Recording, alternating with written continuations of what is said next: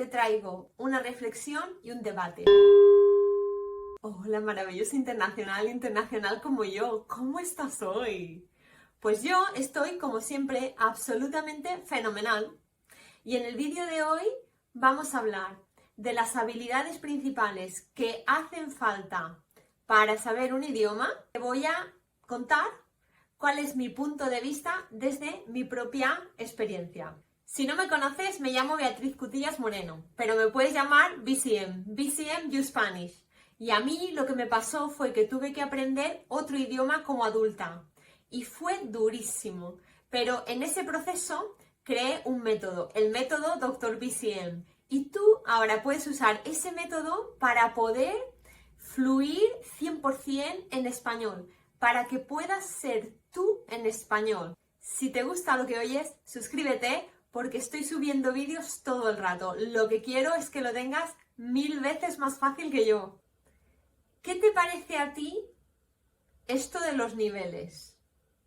¿Y cómo definirías tú, por ejemplo, la diferencia entre un nivel intermedio y un nivel avanzado? ¿Cuál sería la diferencia? En mi opinión, una persona que es de nivel intermedio ya comprende la mayoría de lo que oye, ya puede hacerse comprender en el idioma, sin embargo, tiene, por regla general, una manera de expresar cada cosa.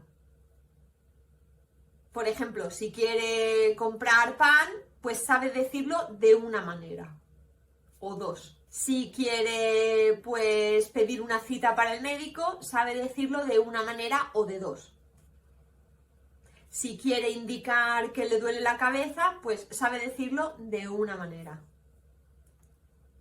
Y el nivel avanzado es cuando sabes decir lo mismo de 4, 5, 6, 7, 8, 9, 10 maneras. Dependiendo de a quién tienes delante. Para mí eso es un nivel muy avanzado. Tienes a una persona delante, sabes leer a la persona y sabes expresar algo a esa persona.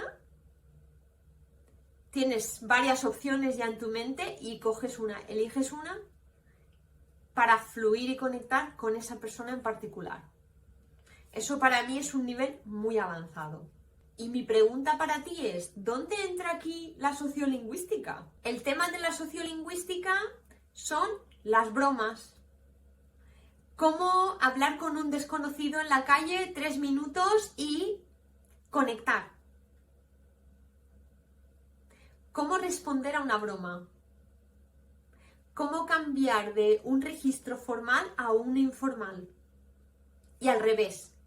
A lo mejor empiezas muy informal con alguien y te das cuenta que te pone distancia. Pues cómo hacer esa transición de muy informal o demasiado informal a formal. Y eso se percibe. Cuando tú haces esa transición, por ejemplo, le estás diciendo a la persona de delante que sí, he comprendido, que no quieres cercanía, vale, yo tampoco. En realidad te ayuda a respetarte a ti mismo, respetarte a ti misma en ese idioma, a tener una energía como tú la quieres, que es con el centro en ti, sintiéndote en paz con el idioma. El uso de la sonrisa, el uso del imperativo en español, cómo gestionar una situación complicada, cómo gestionar una situación de urgencia, verbalmente hablando, cómo verbalizar eso, que hay prisa, que me tengo que ir, o lo siento mucho, algo que no, porque claro, en el idioma no va a ser todo sí, sí, sí, sí. O sea, en un idioma hay momentos de todos los tipos. ¿Cómo poner límites en ese idioma? Perdona, pero te estás pasando un poco, ¿no? Sin que caiga mal. O sea, de una manera amable, cómica, Hay muchas maneras. Entonces, esta es la parte de la sociolingüística, que no es solo informal. A veces nos creemos que la sociolingüística es solo informal, pero no es así. La sociolingüística es cómo nos expresamos de manera hablada y escrita en diferentes situaciones. O sea que no es solo informal. De hecho, en entornos formales es cuando la sociolingüística es más complicada. Porque a veces en entornos muy formales nos volvemos muy rígidos. Y parece que no se puede, ¿sabes? No se puede gestionar la conversación fluida, pero de una manera formal también se puede fluir. Entonces la sociolingüística juega un papel muy grande en un entorno formal, profesional o formal de cualquier otro tipo. ¿Cuál es tu punto de vista sobre esto que acabo de decir? Escríbemelo en comentarios que de verdad lo quiero saber. ¿Cuál es la manera más eficiente de aprender un idioma? Y entonces aquí están dos corrientes principales. La clásica contiene muchísima gramática, ¿vale? Pero se basa en, pues, escribir, leer, escuchar y hablar prácticamente por igual.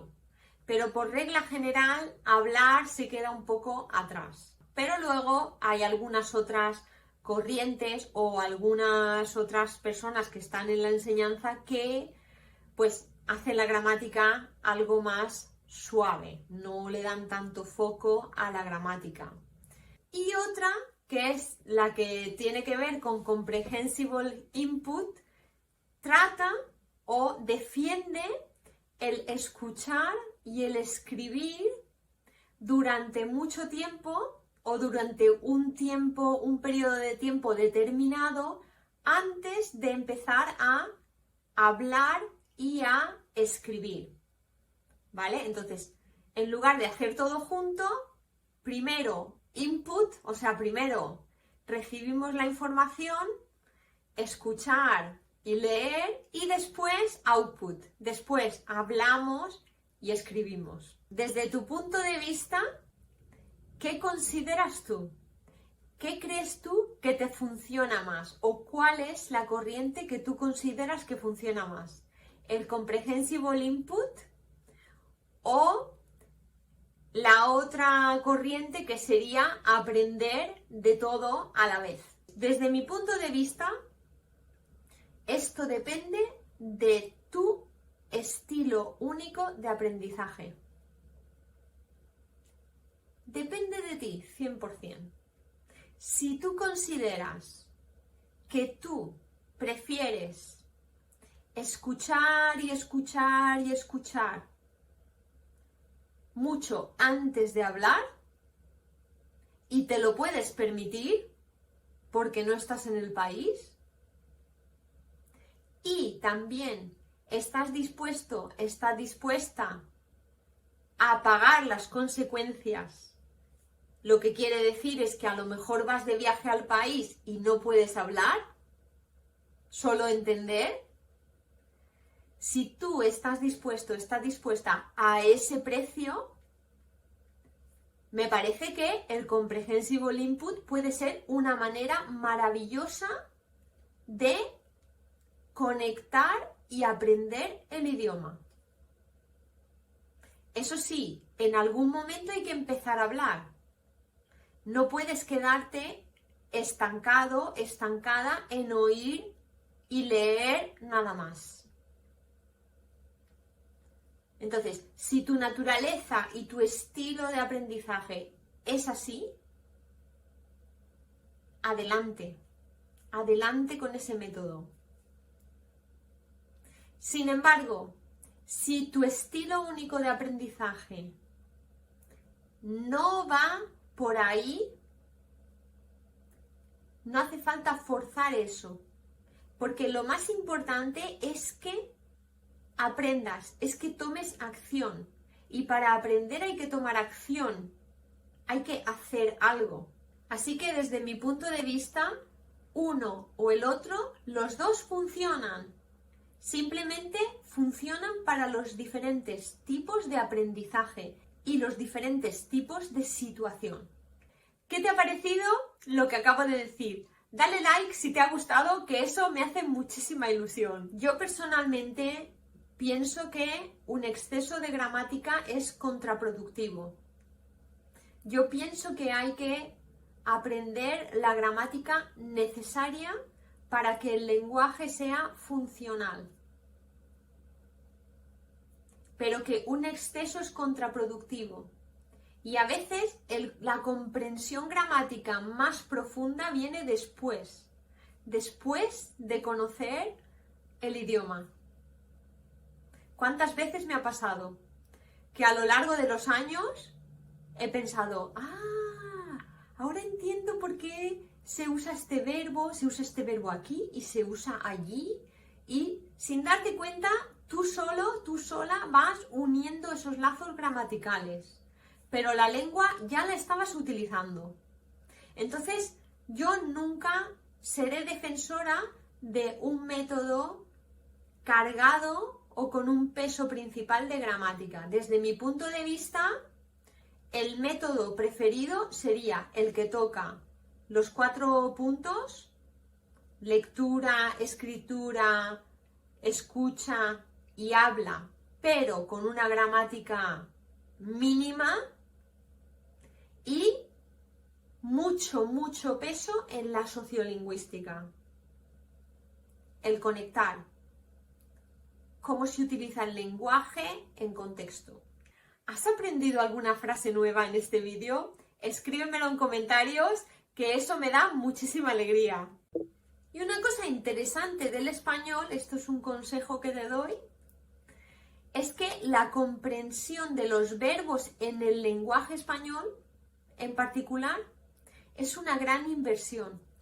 No te digo que te los memorices, simplemente que si entiendes cómo funcionan las sutilezas de los significados y también practicarlos para poder tener esa automatización del uso de los verbos, me atrevería a decir que esto es un 25% del idioma. Cada verbo tiene asociada muchísima información.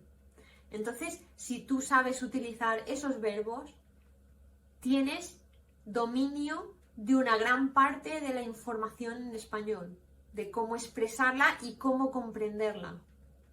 Así que siempre recomendaría que si tienes que invertir tu tiempo y tu esfuerzo en algo, los verbos son una de las cosas más importantes. Suscríbete, porque estoy subiendo cosas todo el rato. Lo que quiero es que lo tengas 1000 veces más fácil que yo. Una cosa muy interesante que he observado, eso sí, es que hay personas que leen mucho. Las personas que leen mucho tienen una ventaja. La ventaja es que su vocabulario es tremendamente rico. Tienen un vocabulario muy extenso. Pero la dificultad de estas personas es el uso de un lenguaje más natural. Porque el lenguaje de los libros es un lenguaje pues más articulado, a lo mejor más artístico, y en realidad en nuestro día a día no hablamos así. Pero yo siempre diría que leer es una cosa positiva. Siempre. ¿Qué te ha parecido lo que acabo de decir? Dale like si te ha gustado, que eso me hace muchísima ilusión. Aquí hay otra cosa, que es que hay veces que tenemos mucha rigidez y como un miedo, ¿no? Como, es que si empiezo a aprender con el Comprehensible Input, voy a tardar, es lo mejor, pero no me gusta, o si cojo malos hábitos, si hablo mal y cojo malos hábitos, luego va a ser muy difícil de quitar. Vamos a relajarnos un poco. O sea, no hace falta ser tan rígidos. Si al final estás aprendiendo un lenguaje, y un lenguaje es una evolución, es un proceso. Da igual si te equivocas, da igual si te equivocas al principio, da igual si lo haces mal a mitad, da igual si lo vas haciendo mal al final, da igual, porque todo tiene solución. Todo se puede solucionar. Tú mismo, tú misma te vas a dar cuenta de qué es lo que no está saliendo bien y de por dónde tienes que ir siguiendo tu intuición para mejorar eso. Puede ser que a lo mejor sea trabajar con una mentora, un mentor diferente en tu idioma. Puede ser que quiera decir leer más un tipo determinado de libros. Puede ser que la solución o la respuesta sea unirte a un grupo de internacionales para hablar más o a una formación para hablar más. O sea que da igual, cuando decidas no hay que ir con miedo, hay que empezar y hay que meterle acción. ¿Y qué te ha parecido esto que te acabo de decir? ¿Cuál es tu opinión sobre el tema? ¿Cuál es tu experiencia? Al final me remito a lo que he dicho antes. Lo más importante es el por qué y el para qué quieres aprender español. Y lo demás, con acción, vas a encontrar tu manera. Así que nada, esto era lo que te quería mostrar en el vídeo de hoy. Espero que te haya ayudado muchísimo a aprender más y más español y que también te haya dado, pues, que pensar, ¿no? Que te haya dado, pues, una información para reflexionar y para pensar sobre cómo es tu proceso y a lo mejor te ha dado ideas que puedes utilizar para hacerlo más eficiente o para que lo disfrutes más. Como siempre te digo, no te olvides de que tú eres importante, tú eres especial, tú eres único o única. Comunícate, libérate y por supuesto conecta. Sé tú en español. Un abrazo enorme.